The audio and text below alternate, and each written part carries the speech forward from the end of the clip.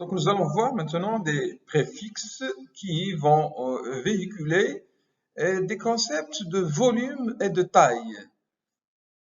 Donc, commençons par le préfixe émis. Émis. Donc, émis veut dire qu'il touche la moitié de quelque chose, ou du corps, par exemple. Hémiplégie, c'est quelqu'un qui a une paralysie de la moitié du corps. La moitié du corps, soit droite, soit la moitié droite, soit la moitié gauche. Donc, la moitié droite ou la moitié gauche. Celui qui a une paralysie de la moitié inférieure, on va l'appeler plutôt paraplégie. On l'appelle pas hémiplégie. Hémiplégie, c'est la moitié, soit droite du corps, toute la moitié droite, toute la moitié gauche. Hémithorax, c'est la moitié du thorax. On va dire l'hémithorax droit ou l'hémithorax gauche. Vous avez le préfixe hyper. Hyper veut dire augmentation de, soit de volume, soit de la taille de quelque chose. Et donc, hypertrophie, c'est dire un développement augmenté de quelque chose. Hypertrophie d'un organe, c'est l'augmentation du volume de cet organe. D'accord? Le contraire, c'est hypotrophie. Hypotrophie. D'accord? Et donc, c'est ce qu'on voit par la suite. Hypo veut dire diminution soit de taille, soit de volume, ou de nombre. Parfois. Donc, lorsqu'on dit hypoglycémie, c'est-à-dire une diminution de la quantité du sucre dans le sang. Mais ils peuvent signaler aussi un concept de lieu. Ça veut dire hypo, ça peut signifier dessous. Hypophyse, c'est-à-dire au-dessous de la physe.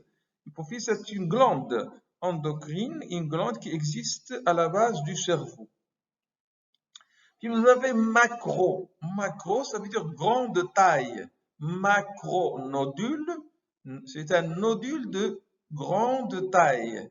Un nodule, c'est soit une expression radiologique. Lorsqu'on fait une radiographie thoracique, par exemple, on va trouver quelque chose qui est blanche, qui est ronde, et on va l'appeler nodule. Nodule qui est rond, de petite taille ou de grande taille. Lorsqu'il est de grande taille, on va l'appeler macronodule. Mais lorsqu'il est de petite taille, on va dire micro. Micro, c'est petite taille. Micronodule. Micronodule. Il y a d'autres exemples. Par exemple, micro-éveil. C'est des personnes qui vont voir leur cerveau se réveiller, mais pas explicitement, c'est-à-dire le sujet il est endormi, mais lorsqu'on va faire l'enregistrement du sommeil, on va trouver qu'ils se réveillent, leur cerveau se réveille de manière courte durée sans que le patient ou la personne se réveille. Donc, micronodule. Puis vous avez méga. Méga, ça veut dire grande taille. Grande taille. Donc, aussi, ça veut dire grande taille. Souvent, c'est pour des organes. On va dire méga-oesophage. C'est un oesophage qui est dilaté. Donc, c'est un oesophage qui sera très dilaté. Donc, c'est une maladie qui donne ça, qui donne cet oesophage dilaté.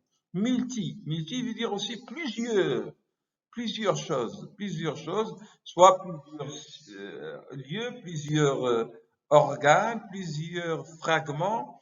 Donc, multisite, ça veut dire quelque chose qui existe au niveau de plusieurs sites, plusieurs lieux. Ou bien, on va dire multilobé, ou multilobé, ça veut dire qu'il a plusieurs lobes, par exemple. Paqui veut dire épaississement, épaississement.